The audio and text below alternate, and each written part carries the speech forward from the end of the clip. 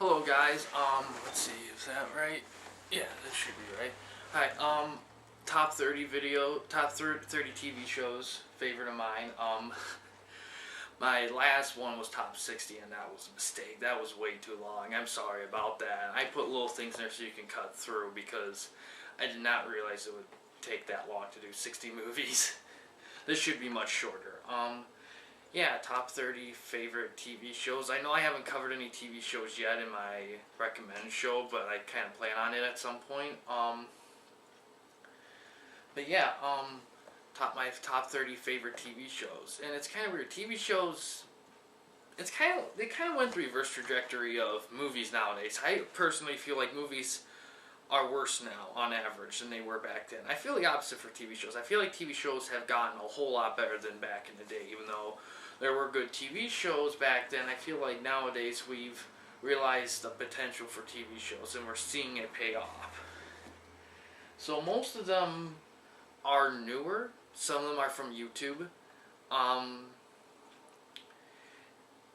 you may be surprised which one's my favorite TV show. It's not a very normal TV show, to say the least. It's kind of strange, and it's one that I don't know if a lot of people really, they know about it, but they don't think about it. So we'll get right to it. We'll start with top 30.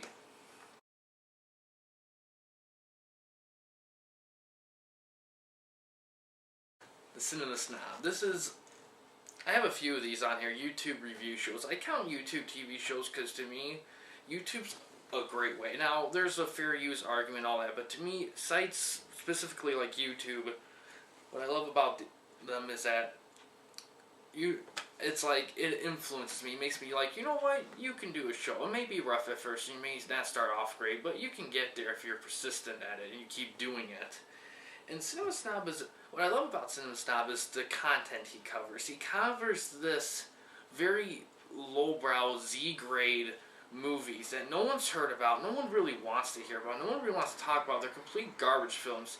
But he looks at them and shows them in a way that's humorous and insightful. And he does that with a lot of movies. You'd be surprised. He reviews anything. He reviews like exploitation, porno films, and of course some movies that we know of today, famous bombs and stuff like that. He's pretty hilarious. He does other stuff. He's a big filmmaker. I haven't seen any of his films, but I heard they were pretty good for an indie filmmaker.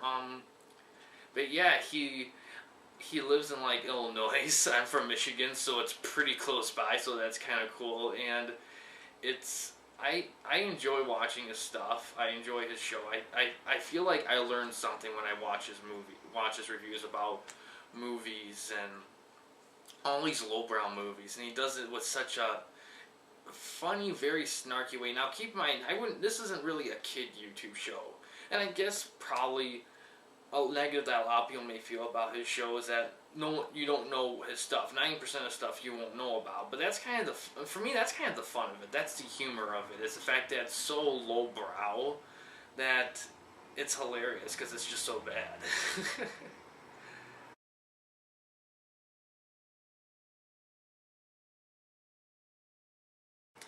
Scream TV series. This one is I'm not a big MTV fan, and this one's from MTV, and I have to say they outdid themselves with this show. Wes Craven executive produced it, and it's very cool. It's like a TV, like it's like the movies, but it's different characters, whole different cast, whole different backstory, different everything. The only thing that's similar is the concept, the idea, the narrative. But what's cool, what I love about this is how well they write the characters. I love the characters on the show, and I want to see them. I mean, they kind of have fun. There's some stereotypes, but they make fun of it. They kind of take fun of it, and they evolve. The characters do evolve from those stereotypes into somewhat unique individuals. And there's a couple familiar faces, and of course it's a horror show, and I love horror, so it's good. The first season was pretty solid. Season 2 to me is when things started picking up. It really grips you, these characters. Now, they did plan a season 3, and the way they left things at season 2, I hope they were going to conclude it. But from based on what I know, they're gonna, because God rest his soul, Wes Craven passed away before he can do season 3, and MTV is now going to make it an anthology show, and they're going to do all new characters, and I'm really worried about it. So keep in mind, this list, there's other movies on my list that I excluded, so this is kind of near the edge. So we'll see how season 3 affects it, but for now, I enjoy it. I would watch it again. It's a great show.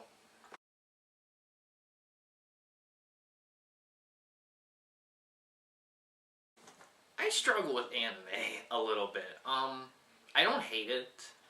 I do enjoy parts and aspects of it, but the thing that really, for me, anime, the art in anime is a double-edged sword. On one hand, it's very well drawn, and I like how animated it is, but on the other hand, sometimes I feel like it's so accessible, and it gets so indulgent in its own style that it just, I can't take it seriously. It's just so, it makes me laugh of how over the top it gets, and that always in a good way, in my opinion. Sometimes I feel like it's parodying itself, and for some stuff I don't feel like that's a good thing. Best example I can think of is Miyazaki movies, like Spirited Away. Those are probably, in my opinion, that is the right way to do anime, in my opinion. Death Note, this show, what I love, the writing in this show was awesome. I never saw a show that took such a concept. They make this realistic world, and they add this one mystical X factor, and it changes fucking everything. I love the characters. I love how everything shifts, twists, and turns. I'm not gonna lie.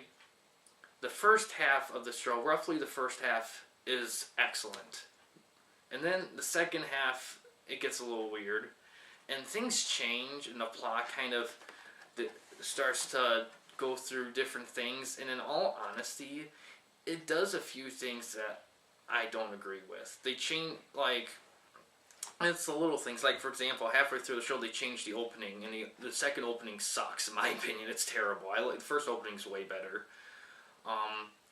And then, yeah, they go through different things, and everyone loves the show. They say it's perfect, and in all honesty, there's flaws in the show, in my opinion. The second half has quite a few flaws, in my opinion. In my opinion, if the show was just either a little bit shorter or a little bit longer, it would have worked. Either, like, cut some of the excess shit out, or put a little more into it so that excess can connect some flows better. I like the way it ends. It ends beautifully, and the Netflix movie, I'll touch on that one in a different review, but well, I'll talk about that one in a different review. But the TV show itself, I love it. It kind of makes me want to get into other animes. I don't know how many more I'll get into, because I love Death Note, not because it's an anime, but because it's Death Note, and that's what I love about it. I don't love it because it's an anime, I love it because it's a well done show, and that's why it's great.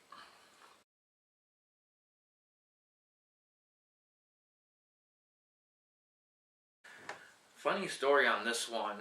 It was like sophomore year. I don't know if it was at the end of the fall semester or the end of spring semester. I think it might have been fall semester.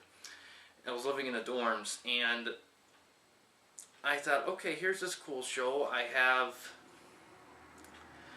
about,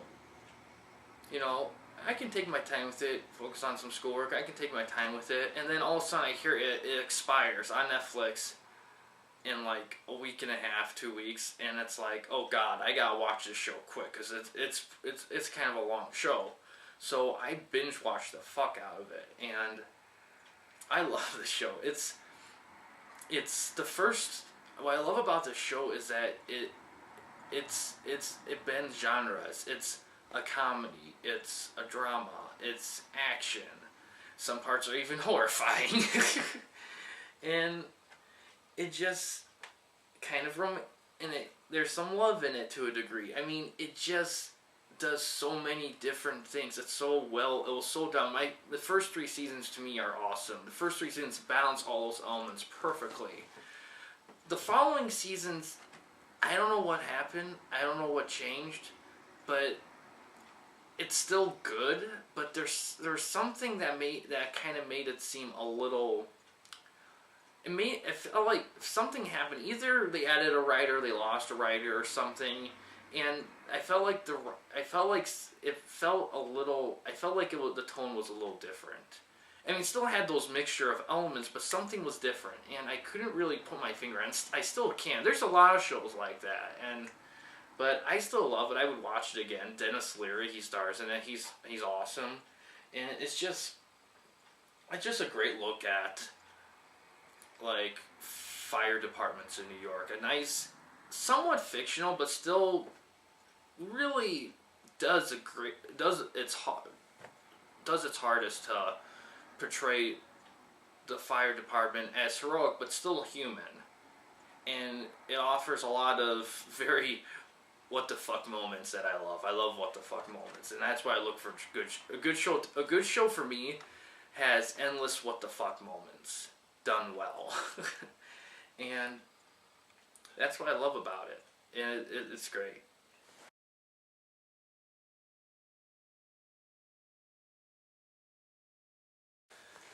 Oh, The Office. The Office is hilarious. I love Steve Carell. I love Ring Wilson. And ironically, I saw those two before I saw The Office. And it's so weird. Whenever it's... For some reason, when I hear people talk about The Office, I hear them say, oh yeah, I can just jump to whatever episode and it'll be fine. I'm like, this, in my opinion, this comedy is the least episodic comedy I've ever seen. One of the least episodic comedies I've ever seen. It's not formulaic, like, at all. It's a continuing storyline. Sorry. Storyline to say, oh, I can just jump right in. Personally, for me, I couldn't do it. I couldn't just jump in. It's a show you have to binge straight through. If you're a beginner, you gotta binge straight through. But it's funny. It's heartwarming. It's well acted. It's just what stands out to me is probably the characters. The characters are just so rich. And yeah, the last couple seasons are a little rough. The season 8, I liked James Spader in season 8. I thought he was cool. Season 9 was rough. It definitely had moments I'm like, okay, we're adding conflict just to have conflict. But the rest of it's awesome. And it does end good, though. The show does end overall pretty well. And season 9's watchable. It's not completely awful. There's just moments where where you're like, okay, we know what you're doing here, and but yeah, it's a great show. It's definitely you gotta watch it.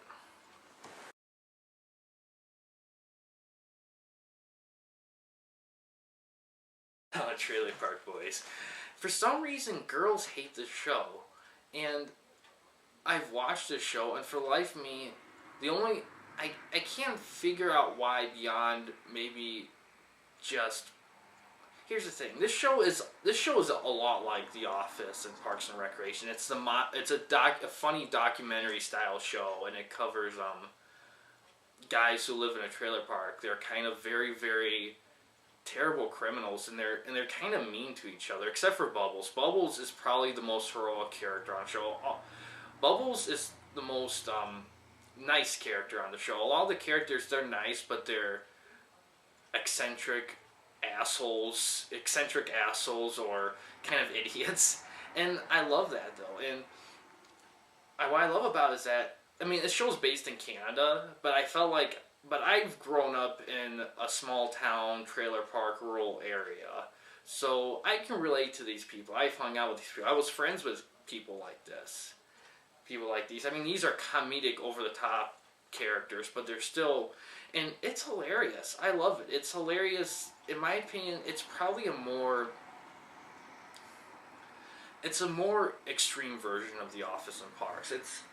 It's I wouldn't say it's as heartwarming, and that's probably why girls may not like it, because but I don't get it, because to me it's like, the show never really stoops low, like, it never does like anything. It doesn't really do insensitive jokes, really. Now, looking back, I don't remember any, like, gay slur jokes or sexist jokes or anything like that. I don't remember if there were any. It was very quick and short ones that kind of passed through. I don't remember any. The humor isn't really like that, really. So it baffles me. I don't know. Maybe it's the same way that most guys don't like Sex and the City. It's not like we watch it. It's just we just sound and hear we've just been trained not to like it or something like that. But I love it. I think it's hilarious. I love watching it because I like seeing what they'll get through next. And even if it does get a little repetitive, it's like that. I would admit and there are movies and hour-long specials that do connect to the series. I will warn you. I watched the show first straight through and then the movies. I recommend not doing that because there are a few gapeholes in it.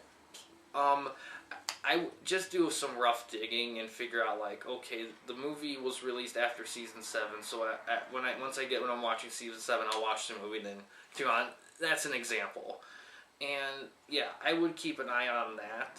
The only one I think you can get away with not watching first is the Christmas special, because that one has more of a prequel feel to it, and I don't know, maybe you could watch it first. It's up to you, but yeah, it's a hilarious show. If you're a guy, you should definitely watch it. If you're a girl, I say try it out.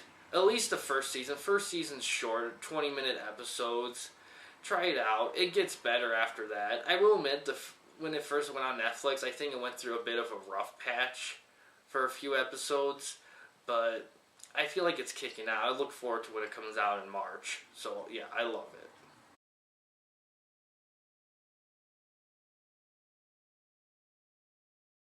American Dad.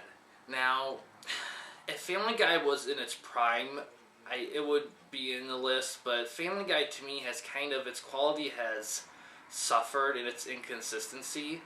American Dad has, in my opinion, is better written plot-wise, and I feel like the characters are more... I like the characters better. And I don't hate the Family Guy characters. I don't hate Family Guy at all. But for me, there's just something about American Dad to me that feels more thought out. I feel like American Dad's like the writers are like, okay, let's really think about this episode. What do we want to do in this episode? What's the plot? And Family Guy's like, okay, what kind of side jokes in it? Now, American Dad's hilarious. Family Guy has probably better jokes, and it has a more unique sense of humor. American Dad's humor is more conventional, the way it delivers it, but I just think right now it's better. Now, I don't know where to find it, because Netflix stopped showing new episodes, same thing with Hulu. I don't know where to find new episodes. I've been stuck. I'm behind a season and a half. I'm behind a season or two, but I love this show. It's hilarious. It's animated. I love how the characters are just mean to each other. They are. I mean, I like comedy shows that aren't afraid to be unfiltered. I like comedy shows that aren't afraid to be incredibly mean and not really have consequences. I just like shows that aren't afraid to just go all out. And that's what I love about Seth MacFarlane shows. This really represents Seth MacFarlane shows in general. And I love his shows. He's definitely more involved in Family Guy than American Dad, but I think right now American Dad's better quality. Not everyone will agree with me. I love Family Guy. I still watch it. I think it's still hilarious, but to me, American Dad's a better show at this moment.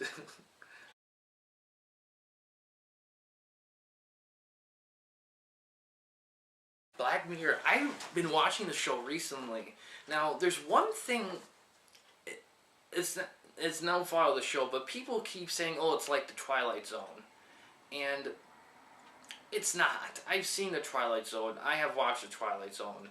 You see, Twilight Zone covers all tragedy subjects. Black Mirror only really covers one: the dangers of technology. It covers that one subject. Twilight Zone covers many different topics. So keep that in mind. But Black Mirror is still awesome. It's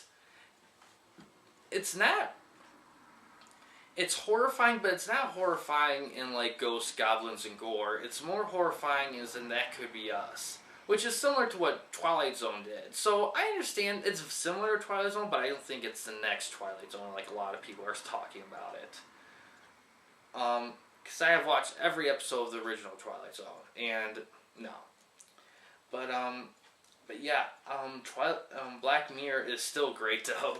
I love probably my favorite. I'm gonna have to do a top list of my favorite Black Mirror episodes, or any of the shows really. But Black Mirror to me just feels,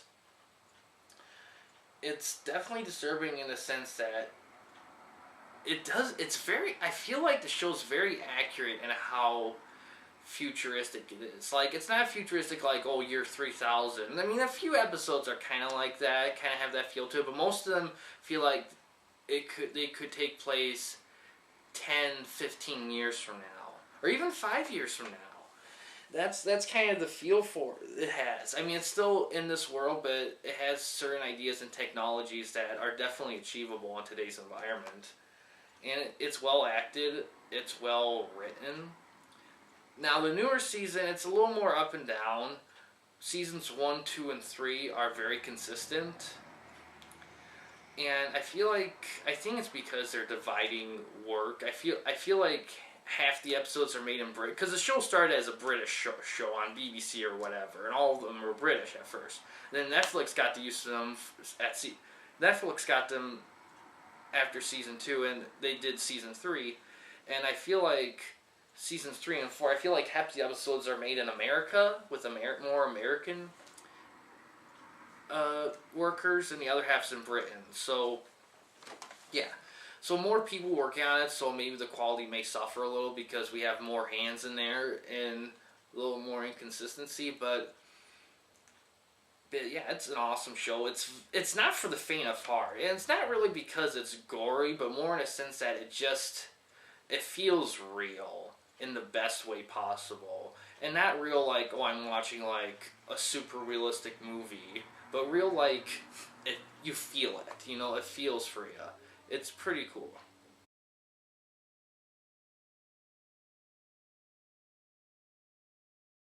Now, being an aspiring writer slash storyteller or whatever, I really love this show. It is not for children. It is very. It has a lot of sex, a lot of language, and yeah, it's pretty much a writer living in California. He's from New York, he lives in California, he's trying to be a good father to his daughter. He's trying to get the mother back because that's his true love, but she's very hot and cold with him. And at first you can understand, but after the series gets going, you start to hate her, and you'll feel, for me, yeah. But yeah, he pretty much just lives life, and he just hangs around, and all these girls want to bang him. It's kind of funny because he really rarely tries to really. He just acts like himself and is just a genuine nice guy, and they just drift toward him. And it leads to a lot of funny, very adult jokes, and not just him. There's other characters too, and it's very mature, very hilarious, and very, in a few ways, very thoughtful, especially concerning a father's relationship with his daughter, or a guy trying to get what he wants, the dream. He wants the love of his life and his daughter, and he just wants them to be together. But life has other ways, and yeah, it's just a show of life. Now, my roommate watched it with me too in my sophomore year, and he didn't care for the ending that much. And a lot of it because of I thought the series finale was fitting and great. And man, they could have kept going with it though. And they might come back to it. I don't know. I mean, the guy who's the lead actor, David Duchovny, who was in X-Files. I mean, he's doing X-Files now for a bit. And I think it's possible. You never know. But it's an awesome show. Keep in mind it's very mature. There's a lot of nudity, a lot of sex, but still funny and kind of nice.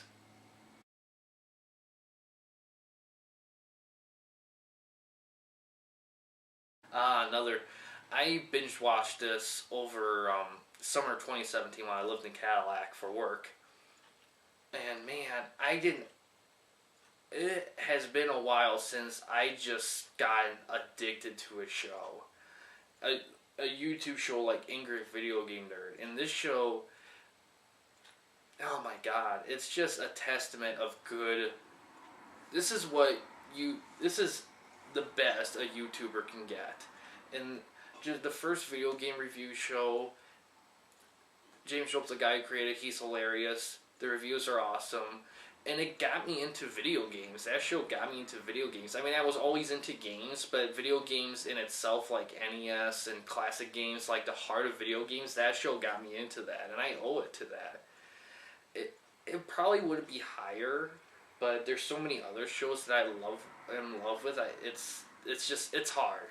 But yeah, it's a great show. I look forward to his stuff every week. I watch a lot of his stuff, and if you're looking for a great example of a review show or just good YouTube, watch his stuff, because he really works hard at it, and it's a great show to watch and see him work in his environment and his creativity. It's pretty cool.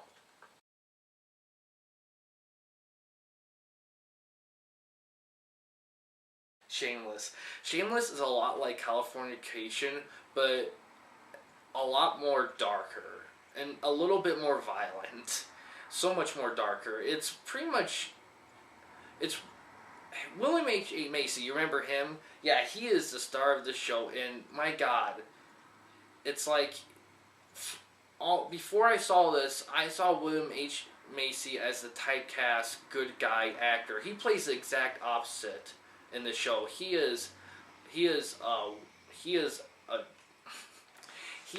does everything bad possible, but he still has.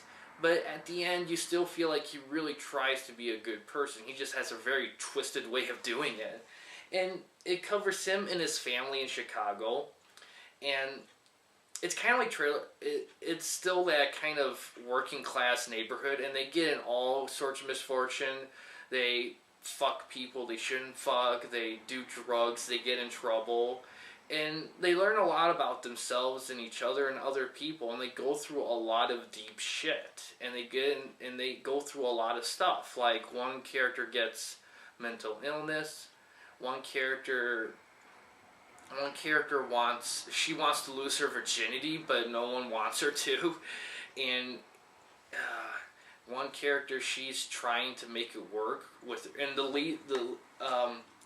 the oldest daughter, she's trying to keep the family together, keep everyone going, and my God, it's just a juggling act. I mean, all the characters are flawed, and it's hilarious of how flawed they are. But you also want to hang around with them because they're human. They're good people. They just live a certain lifestyle, and it's definitely raunchy. There's a lot of nudity, a lot of sex, just like Californication, but you feel for this. Now, a lot of girls like this show, and in my opinion, in a lot of ways, this show's probably more offensive than Trailer Park Boys, and it's weird. It's weird how that, and I think it's because the lead character is female, so I think it's probably more relatable, but yeah, I love this show. It's hilarious. I look forward for it to coming on Netflix. And yeah, I recommend watching it for really anyone. I mean, girls and guys alike.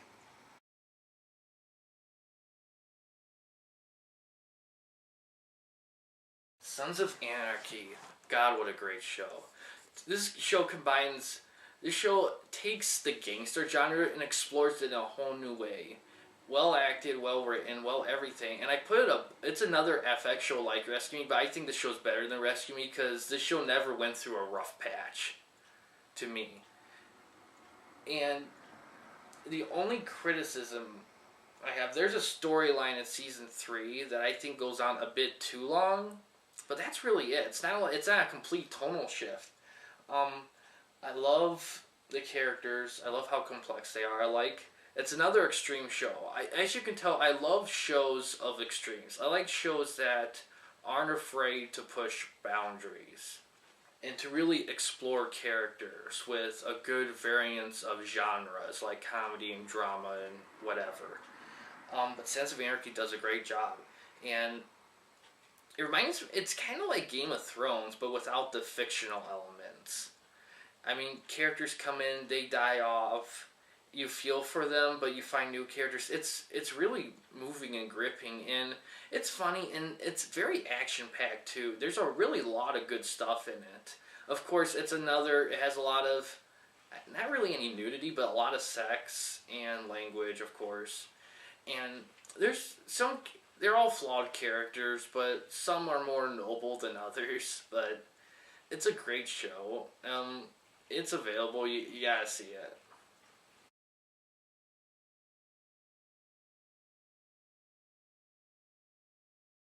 This show has kind of came and went. Not a lot of people know, but I watch this with my mom and my sister. We watch it all the time.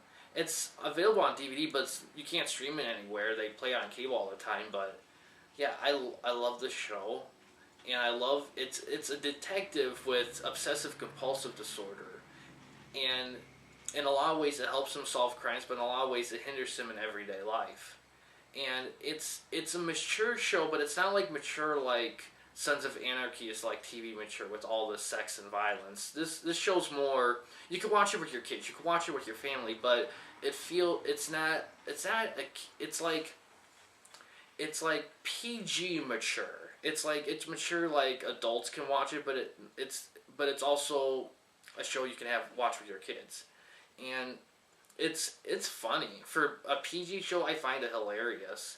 It's well acted and it's compelling. Is it a little episodic? A little, but I feel like the overall the show does a great job in trying to find something different for every episode, and it's a good crime drama. I enjoy it a lot, and the guy who plays Stoudemire, Ted Levine, he also played Buffalo Bill in Silence of the Lambs, and God, he's outside of the lead character, he's probably my favorite character on the show. I just think I think he's compelling in his own right. But yeah, I would look for it. I would watch the show if you're looking for something a little bit more, something you can watch with your family or whatever. Something a nice change of pace for all the high octane sex and violence. Then it's a good pick me up show. It's definitely recommended.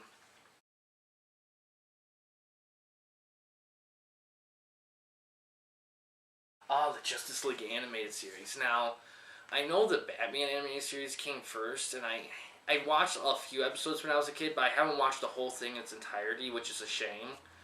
I look forward to, and when I do, it will definitely probably be in the top 30. But right now, the Justice League animated series is, and what I love about this show is that talk about a show where the the the Cartoon Network's like, okay, we want a kids superhero show. It would have been so easy to just be so play to the kids, be so like episodic and immature, and just kind of be go and gone and be done with it. But this show, the people worked on it worked so hard in delivering a high quality show for kids, a show that adults can watch, a show that kids can watch, well animated, well written, and a great superhero show in itself. It's a great example of DC entertainment. I know we give a lot of flack to DC movies nowadays, but in all honesty, if you're looking for a great example of DC entertainment, the Justice League animated series is amazing example. Now, the show does continue to Justice League. I mean, they're the same show, but they get marketed differently. But they're the same show, formatted a little differently, but it's a great show.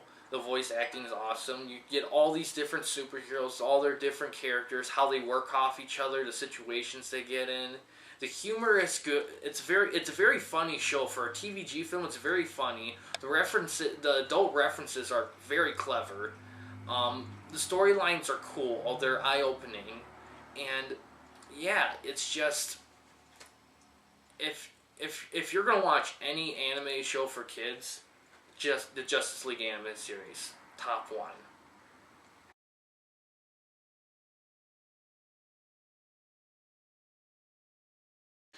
We was talking about an AMC show that just got forgotten.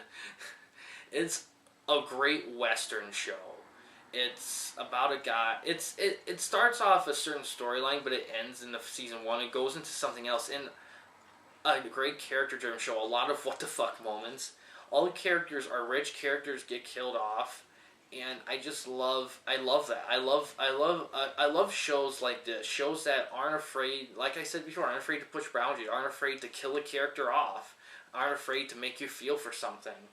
And it has a lot of great action, a lot of great drama, a lot of kind of funny moments, a lot of great acting, and just all around, it's a great example of a Western, well acted, and man, it's an awesome show.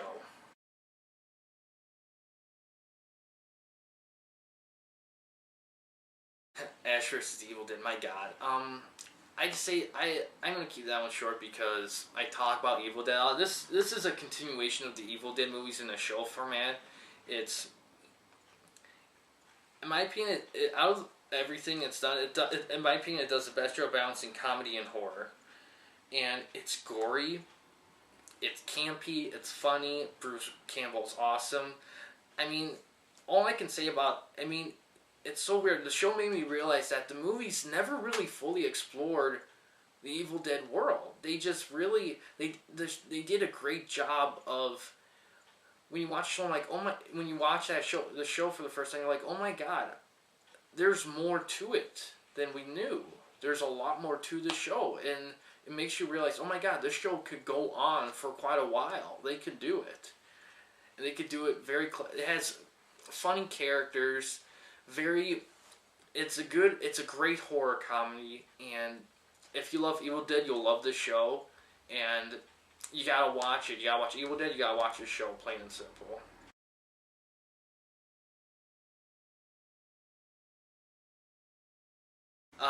Netflix Marvel. Now, you can argue that the Netflix series have kind of gone down a bit, but like Daredevil is my favorite so far. To me, the first season of Daredevil to me has the most cinematic feel to it. I feel like I'm watching a long movie with Daredevil. The rest of them are, but Iron Fist is the only one that really didn't. Although it had its moments. But when I pick this Daredevil, I'm really picking it to represent the Marvel Netflix shows. Just like the movies, I picked it to represent this. There's not a lot of shows like that on the list. American Dad's another one. Justice League could count. But Daredevil, my god, it's... Oh, and the YouTube shows too, because Angry Video Game Nerd, James Rolfe, he does another show called Board James, which is fucking awesome too. And I didn't put it on the list because I put it under AVGN, Angry Video Game Nerd. But yeah, Daredevil, I love the show. I love the action. I love the gore. It's a lot good what the fuck moments. Other shows in there. Jessica Jones is very good too. Luke Cage is great. I mean, the narrative is kind of cut in two, but they're two great narratives though, so it slides. Some of my pattern though is that they start off a little slow and it takes a bit for them to pick up, but once they do, they're usually pretty good. Iron Fist, man, talk about a show that I just wanted to love. I really wanted to watch Iron Fist. I wanted to love it. The problem I think with Iron Fist is that it needed better direction. They needed a guy that's like, okay, what are we going for in this show? All right, this angle we're trying to do is not going to work. Let's try something else. It needed a good reworking, but it's all right. It deserves at least one watch. There are definitely enough good elements to demand a viewing. The Defenders was awesome. Took a little bit to get going, but I love seeing all those characters together. I love seeing them encounter all these different villains and all that. I love that. Punisher was awesome. Took a little bit to get going, but it didn't take too long. And man, always loved the Punisher. He's probably one of my favorite superheroes. Or I'm sorry, heroes, because he doesn't have powers. I hate that. But I love. It does everything right for Punisher, and I've watched all the Punisher movies, which I'll talk about in another review. But yeah, yeah. Netflix Marvel shows great. Daredevil's the best. Which season? Man, a lot of people might like season 2 better, but I think season 1 and 2 are pretty even. I think I'll give season 2 the slight edge, but just barely, because it has a lot more going on. But I forgot his name. The guy who plays Wilson Fisk. I forgot his name, but I know him. He's been in other stuff I've seen, but he's awesome. He's definitely an actor to look for in movies. He's great. And the show's great. The show's awesome. Netflix Marvel's great.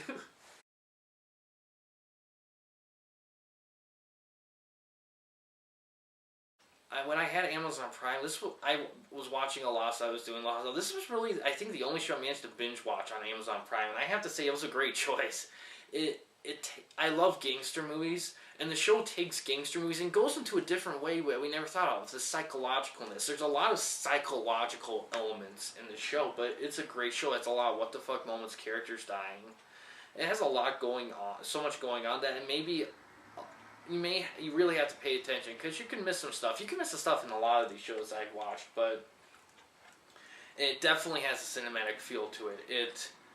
And of course, it has a very famous. The show ends in a very famous way, and if you haven't seen of it or heard of it, it may throw you off, and you may have complex feelings about it. I didn't mind it. I don't mind an open ending, though, considering the way the show was. I thought it fit it well.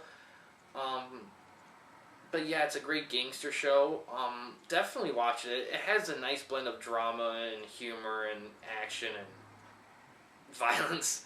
But yeah, it's definitely in based on what I've read, it's probably one of the most accurate real life mobster representations, because the guys who made it, they really worked hard in making sure that it felt that these characters could be real. They could live that the gangster way of the way the show portrays gangsters is as accurate to real life as possible, and I love that they did that.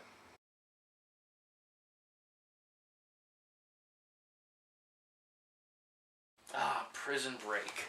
My God, my roommate, my sophomore year, he introduced me to this show, and I have to say, this show, I never saw a show based in reality that did such a great job with creativity. I mean, it's such a creative show, and they do so well with it being based in reality. And, oh man, the first 2 seasons are superb. Season 3 is a touch of a retread, but it's still gripping.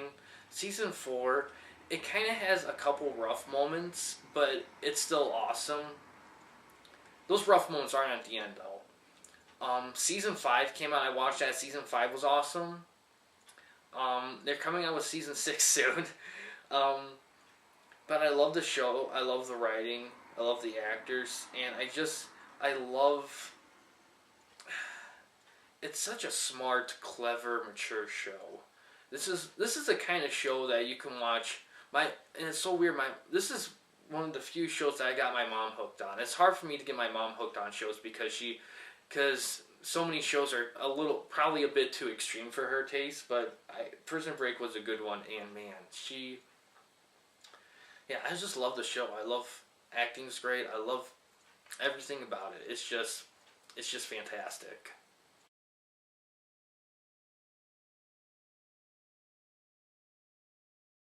Now we're getting to the top ones.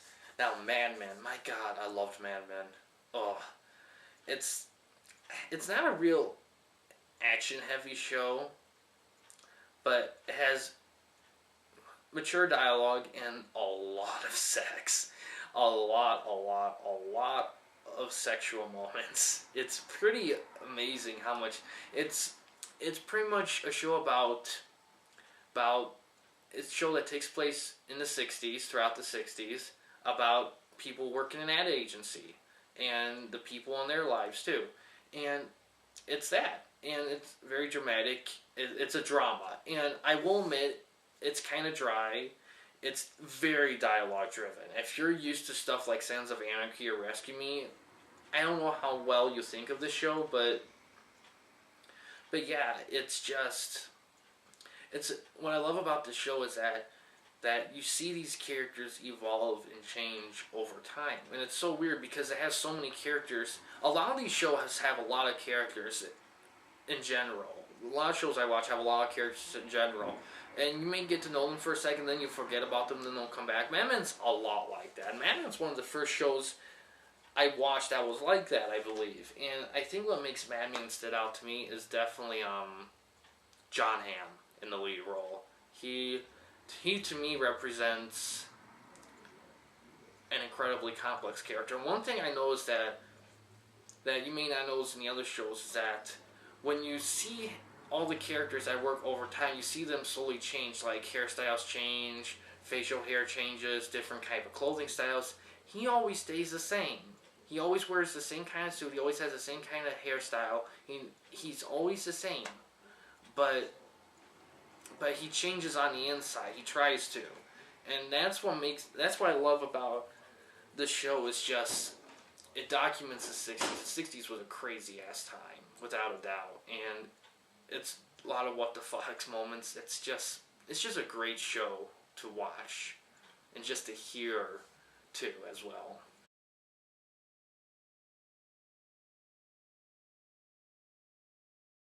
Nostalgia Critic. Now, this is the first YouTube review show I've seen.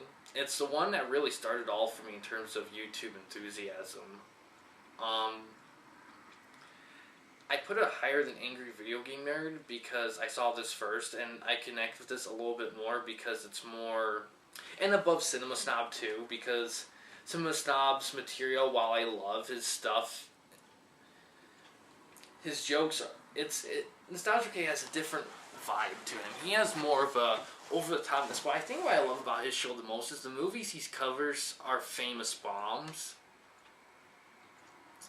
But he has an intelligence to him, and he knows what he's talking about, in my opinion. The humor, I find him hilarious. I laugh at him all the time. I love the visual jokes. Excuse me. I love the visual jokes without a doubt.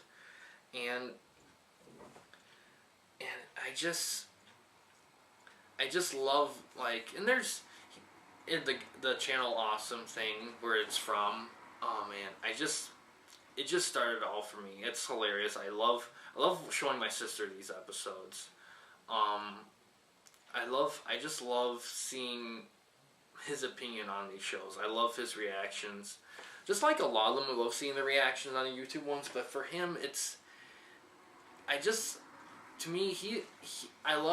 I love hearing his and his brother's opinion on things. Like the rest of them too, their opinions are great too, but it's high because it's the one that started off. It's the one that I can connect most to, because to me it's the one that, it's the show that talks about, like, you know, it's in the title, it's very nostalgic. It covers stuff that I relate to a lot. And at the same time, it's the first one that showed me stuff beyond what I knew. It showed me movies beyond my knowledge, and it taught me to look for movies. Not just to let them come to me, but to seek movies out. The best way to find movies is seeking them out, not letting them come to you, in my opinion. And that show taught me that. The rest of the shows confirmed that, but this one is the one taught me, and for that, that's why it's so high up there. And plus, it's very well made for a YouTube show too, as well.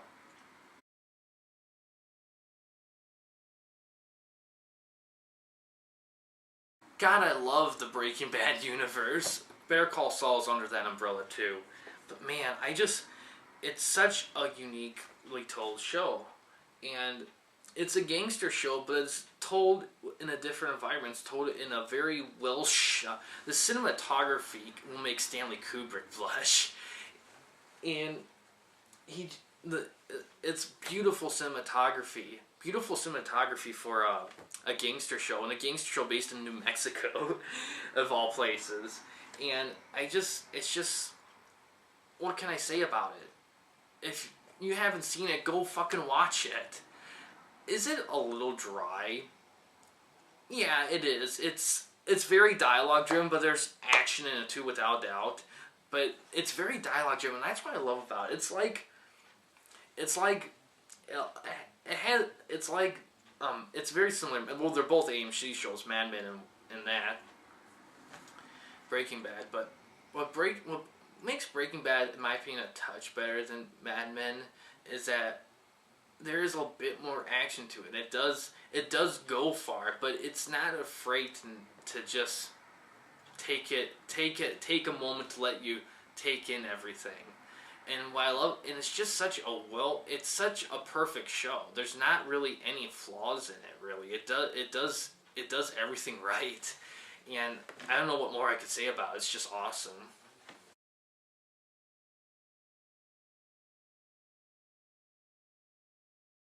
I know, Kevin Spacey, but I still love the show. Now, I finally watched season 5 a while ago, and I can see what people are talking about with it. But what I love about House of Cards, it's Kevin Spacey, my God, before all the media thing, I still love seeing him in the show, and I'm definitely gonna watch the show again. If you're coming into this, you know about House of Cards, but you heard about Kevin Spacey, just watch the show anyway. It's still a great show. I mean, Kevin Spacey's awesome in it. Everything's well done. It's what I love about this show, being a political science minor. It's nice seeing how they combine different political activities and events throughout history into this kind of realistical, fictional world. In a way that it's like Kevin Spacey plays a political figure, and in some ways he's kind of like Richard Nixon, but in other ways he's like Lyndon Johnson. In other ways, all these events happen. It's like it kind of covers the most extreme political situations possible, and he's pretty much orchestrating it all. It's fucking awesome. He breaks the fourth wall. It's awesome. Season 5 was a little bit rough, and with him gone for Season 6, that's a shame. And I'm not going to lie, depending on how Season 6 performs, that may impact the way where it sits right now, but you can tell it was already ending anyway at Season 5. They were already going to end it. They were just... I don't know. It's just... The show was changing in Season 5, so it just felt like... I felt like everyone was ready to hang it up before the whole Kevin Spacey thing. So, I think they hit it close enough.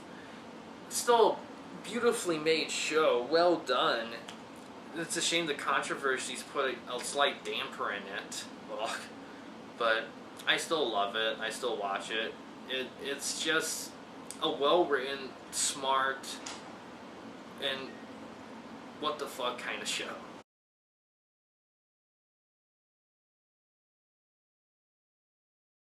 I watched this fall semester, and I can't, and this is the show, this is the show that, this show cannot be any more perfect. It does you see, from a creative standpoint, the show goes full board. It doesn't give a fuck. There's no limits to the show. It's like, alright, let's make it middle of time, sure, but let's make it a fictional world. Alright, okay, let's have mystical elements. Okay, cool. Okay, let's have everyone swear. Okay, let's have everyone fuck. Okay, but let's have them have great depth, character depth, and have them be well written and well acted, but still have them fuck and swear, and there's a lot of gore, there's frozen zombies, there's dragons, there's this and that. I mean, this is what creativity was supposed to be. This is what it's supposed to mean. This show represents not giving a fuck about limitations. Because if this is a show that's like, okay, if I was going to create a very creative show, this is the kind of show I would make, is Game of Thrones. This is a show that, don't show to your kids, but you gotta watch it. a lot of sex, a lot of violence, language, but so fucking creative, so well written, so well acted, so well shot. And you gotta watch it. I mean, I know a lot of people say you gotta watch Game of Thrones, but what I'm telling you, I've seen a lot of stuff. I've seen great movies, great TV shows. I've seen shitty movies. I've seen shitty TV shows. And when I tell you this, I'll tell you this. Game of Thrones is probably one of the most creatively ambitious and most well-done creative TV shows I've ever seen. And it's like there's no limits. They're like, we're going to create a world, we're going to do whatever the fuck we want with it, and it's going to be so well done. That's what I love about it. It's based on a book series. I haven't read any of the books, but from what I understand, the TV show does a great job in following the books pretty loyally, so I wouldn't worry about reading the books, but if you want to, they're great books from what I've heard, so good game, but the show is awesome. It's if in terms of learning about creativity, because when I want to create something, I want to create something that has every single element possible in that world, and that shows a great example of doing it right.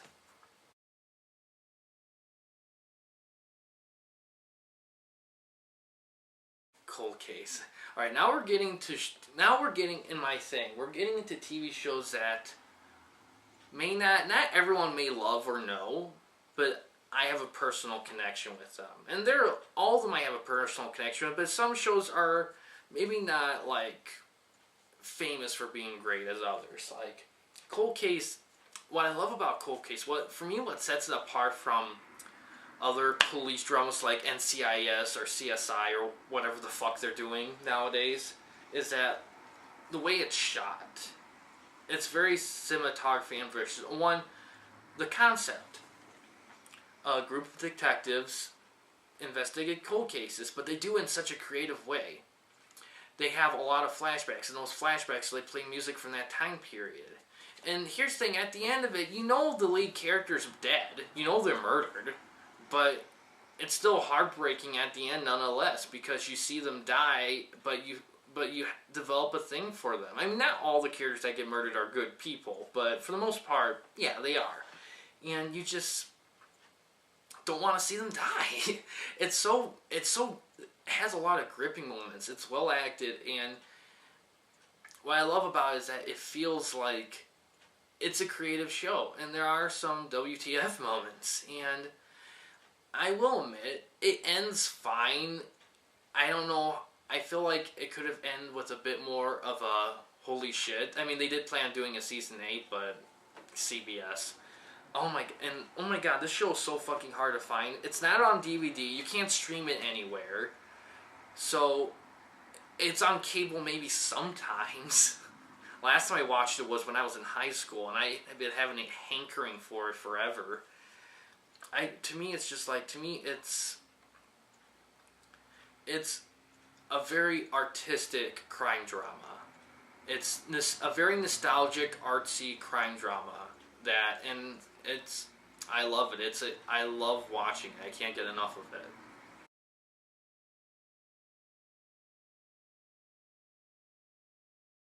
Are You Afraid of the Dark? I love horror anthology shows.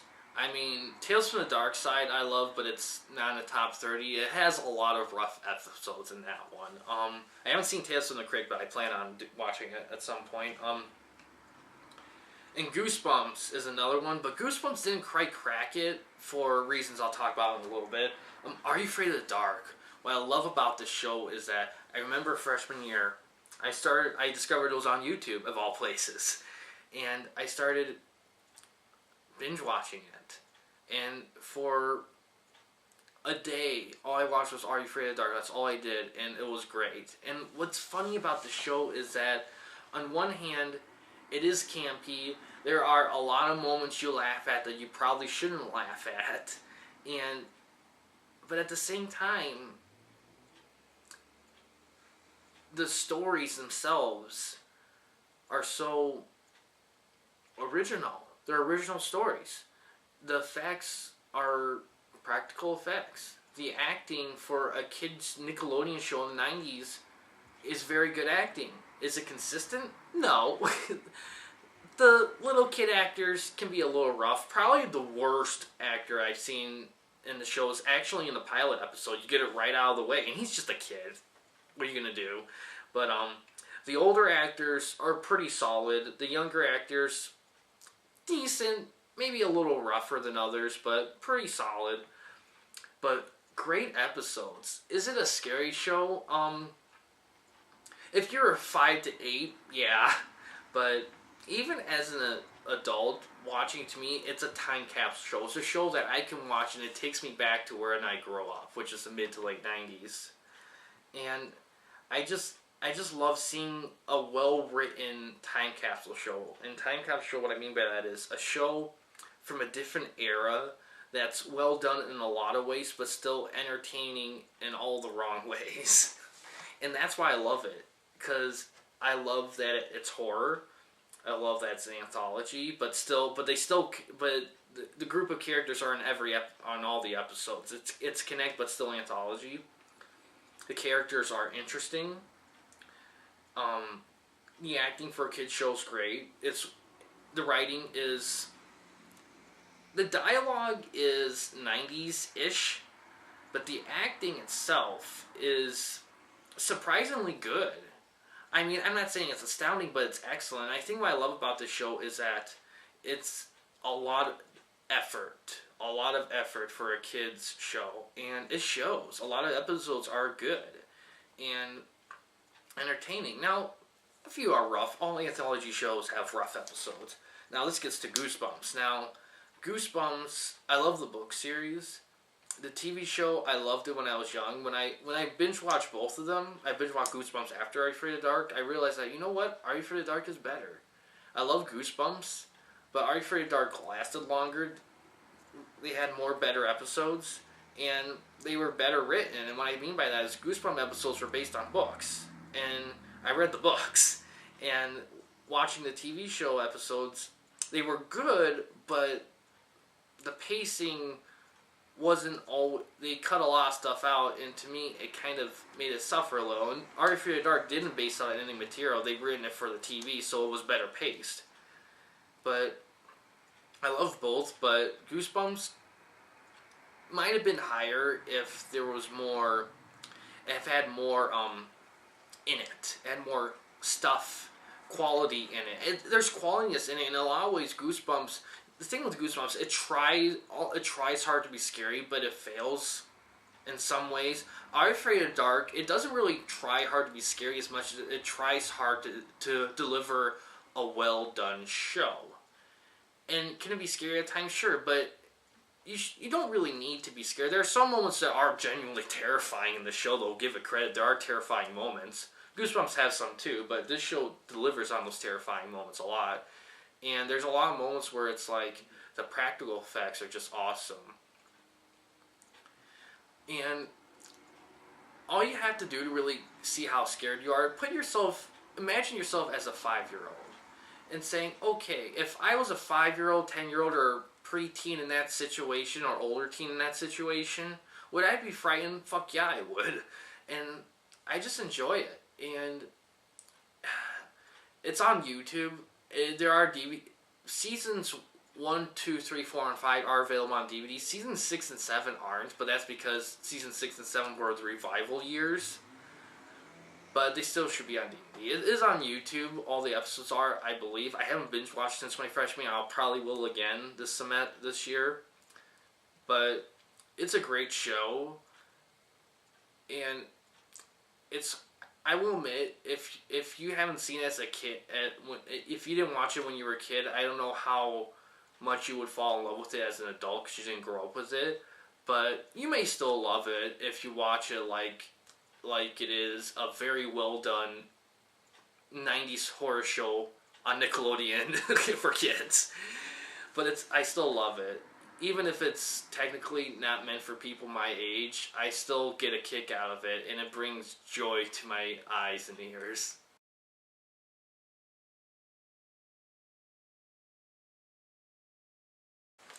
Arrow, or the DC TV universe. Now, my God, I'm not gonna lie, season 2 of Arrow is probably one of the most well done seasons I've seen when I saw it first. Now, of course, I've seen other stuff and things have changed, but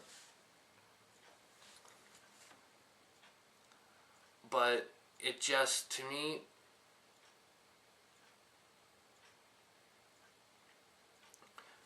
it's,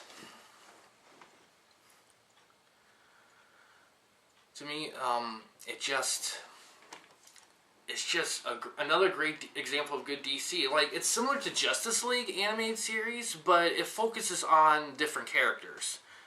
And it's all over CW. CW, they have 4 superhero shows now. And they're getting a 5th one this year, in the spring, coming up soon. They have Arrow, Flash, Legends of Tomorrow, which is a team of superheroes who travel through time, Supergirl, which a lot of people give Supergirl show shit, but to me, the first episodes were rough, don't get me wrong, but it's a pretty good show, and it's getting there. You gotta give it a chance. Black Lightning, the new one coming out, it hasn't come out yet. I have high hopes for that one. What I love about these shows is that they're well executed shows. They connect.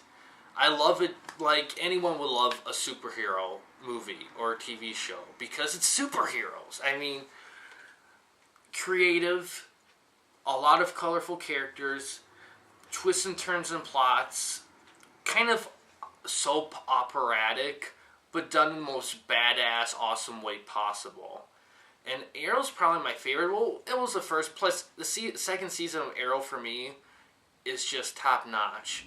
I mean, I own these shows on DVD. That's how much I love it. You see, I don't own a lot of TV shows on DVD because it's very expensive, especially when most TV shows are available through streaming.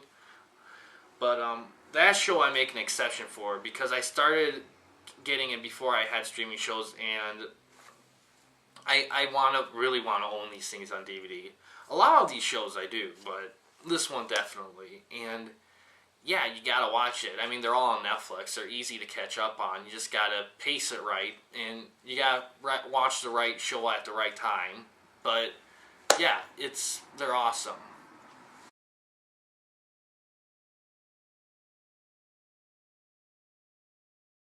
This show, like a lot of shows, did push boundaries. It came out in the 70s. It was a sitcom, and I kind of have a sore spot for sitcoms in general, but this is my favorite sitcom ever because to me, they took the sitcom thing and they expanded on it. It's about a white working man named Archie Bunker and his housewife Edith, and they're very old-fashioned. And their daughter marries a liberal, and they have to move in together. So you have a very conservative older man butting heads with a younger liberal man, and they butt heads over anything going on during that time. Of course, the show isn't all about those two butting heads. The early episodes are kind of hard, but they do broaden the plots a lot. It's pretty much about these characters. These characters set in their ways, encountering new and different people and issues throughout their world. Like encountering like African American characters, gay characters, cross-dressing characters. They encounter all these different characters and situations that challenge their beliefs. And that's what I love about it. This show pushed the envelope. In fact, there's some things in this show that I doubt that they would show on TV today. Like there are moments where some characters say the N-word. I mean, you couldn't do that now. Just some of the terminology is so back then. And while granted, this is a show based in the 70s, so there are some 70isms, but you can apply a lot of topics they talk about. You can apply to today. Like for example, when Archie and Mike, the liberal husband of his daughter, butt heads over Nixon, you could replace that with butting heads over Trump, and it'll be the same result. Archie likes him, even though he's probably not that good of a guy. I mean, I don't know. But, and of course, Mike, being liberal, says he's not a good guy, and Archie believes, no, I like him, he's a good guy. And they butt heads. Now, granted, a lot of situations, Archie is usually wrong, looking back from now. But back then, it was much more even, because there was a lot of people who sided with Archie, and a lot of people sided with Mike. Now, looking back now, a lot of situations Mike was right, but not everyone. There are a few situations where he isn't, and you can see them if you watch a show. Now, the show encounters some sitcom-ish problems, like some supporting characters coming and going. Some plot lines may get a little dropped. A few of that. The show has an ending, but the show does branch off and continue. The show, by the way, had like 7 or 8 spin-offs. The most famous one was the Jeffersons. The Jeffersons started on this show and then branched off in their own show. And then Maude was another one. There's several others. Those as well. This show went into Archie's Place. And Archie's Place, I never saw any episodes of that, but I heard the quality isn't great. But I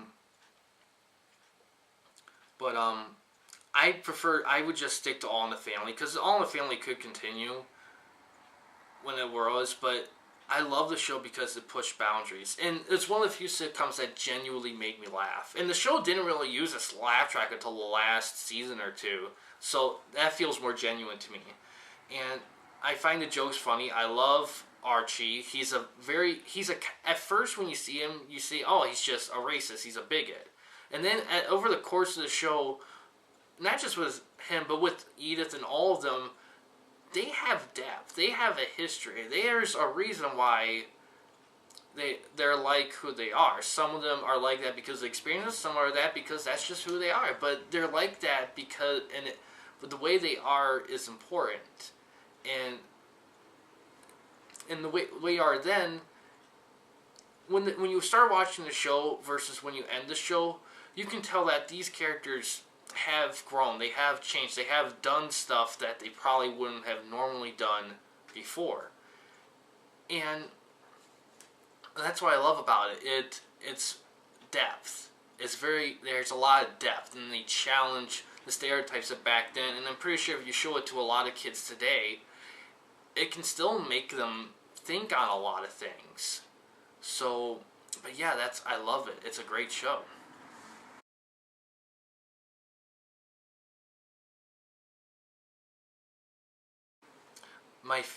I'm going to keep this right. I haven't really watched The Simpsons or King of the Hill, but I want to. But South Park, to me, is probably the best comedy animation show.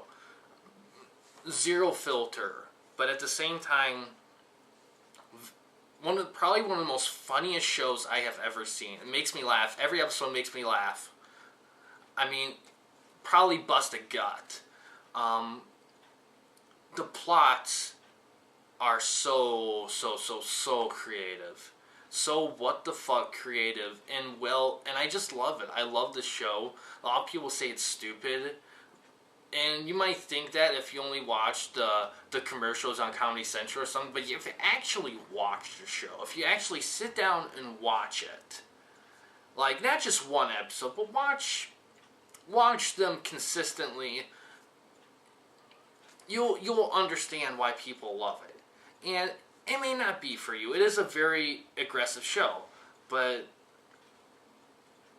the show does a great job of showing how stupid and idiotic both sides of people are, like both conservatives and liberals. They tackle that quite a bit. They tackle a lot of social issues in the show, like fame, greed, politics, and they parody a lot of stuff too, like 24, the show 24, and they parody a lot. They make fun of a lot of characters. They parody superheroes. They parody a lot of things, and they do it with such creativity and such creative humor, creative plots. It's so written. It's visually memorable. It's written memorable. It's funny, and yeah, it's just a great show.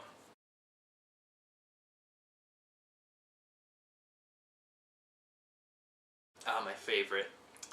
I mentioned this before when I was talking about Black Mirror, The Twilight Zone.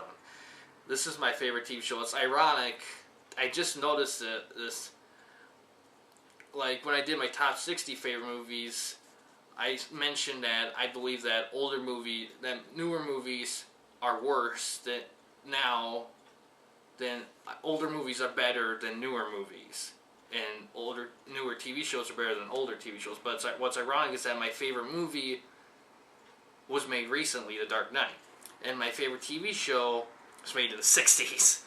Late 50s, early 60s. So it's kind of ironic, but it's a show. It's very similar to the shows I talk about, like South Park, like All in the Family, like all the rest of them. They push boundaries. They challenge people to think beyond what they knew, and they did it in a creative, entertaining way. And Twilight Zone, I could talk forever about Twilight Zone, but I'll save a separate segment to just talk about Twilight Zone, because I could talk about forever. But it's a sci-fi horror anthology show that talked about racism, power corruption, fear of being different, paranoia. It covers fear of technology, like Black Mirror does. It covers every single cautionary tale imaginable, and they do it in such a well-written way. Now, Rod Serling, he created the show, he narrated the show, he hosted the show, he wrote 2/3 of the episodes, he represented the show, he was the show. And he was so talented as a writer. And when you see him on screen, it's like he never wanted to narrate the show. He just did because no one else, they couldn't get anyone else. But the way he talked, the way he was there, his presence was felt. It was renowned. And every time I see him on screen, I just think, holy shit, we're going to watch something real. I binge watched the show twice, too. I'm going to watch something really awesome. And I did. Now, there are a couple episodes that are, but that's not really, that's more of the fault of censorship was so harsh, because Rod had to fight censorship like hardcore for the shows to get his vision out there. He was very intense. He died young because it put such a strain on his heart. A lot of great episodes. Even the shows not written by Rod Serling, a lot of those were good too. In fact, some of the top ones were written by other guys, like I'm trying to remember. There were two writers, the top two writers that wrote, that Rod Serling used a lot of, that were very good writers too. One was Richard Matheson. Let me look it up, actually. I have my computer up, I might as well. And Charles Beaumont. Yeah, Charles Beaumont wrote 22 episodes. Richard Matheson wrote 16. Rod Serling wrote 100. Was there 156 episodes? That's kind of weird, but yeah. Other guys, like one guy wrote quite a few episodes, and he ended up doing the Waltons of all things. And if you watch his episodes on the Twilight Zone, they feel like they can be Walton episodes, but with a sci-fi mystical twist. But yeah, it's just a lot of great actors. The show has a lot of great actors, like William Shatner and Robert Redford are in an episode each. But man, just this well done show. You can pop in any episode. There are no part 1s or part 2s. You can jump around if you want. I will warn you though that the only streaming, for some reason, Netflix or all the other streaming shows that have Twilight Zone, they don't have season 4. They have seasons 1, 2, 3, and 5. Only Hulu has season 4 with it. And the only difference between season 4 and the rest of them is that in season 4 they switched to 40-minute episodes, while the other seasons had 20-minute episodes. But that's a stupid reason. I know it's stupid, but I've been talking long enough about it. But I just want to say Twilight Zone it's my favorite TV show, because to me it's kind of, like Game of Thrones and all the others, it just does everything right when in terms of what I would do, what I look for, which is creative, what the fuck writing that pushes boundaries, that is memorable, and awesome to see and entertaining. And Twilight Zone does that, and it does it so well. And I can watch it all the time. And it just... There's been other versions. There's been a Twilight Zone revival in the 80s and the early 2000s. They're talking about doing another one.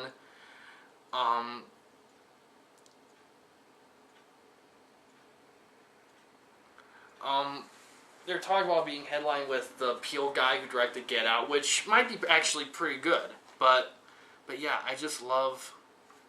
It's just a great show, and anyone should watch it. But everyone should watch it. It's great, but yeah, that was my top 30 favorite TV shows. Oh, there's my other roommate. Hey. But yeah, that was my top 30 favorite. Yeah, there's nothing really else to say, but if you're curious to check them out, please do. I'll probably might talk about a few of them in other review shows, but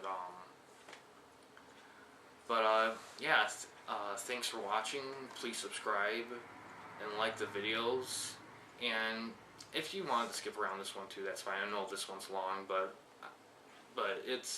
yeah, and I'll put a link below too for other TV show rankings, what I love too, and from IMDB, like I did with the movie review too. So, but yeah, thanks for watching. Have a good day.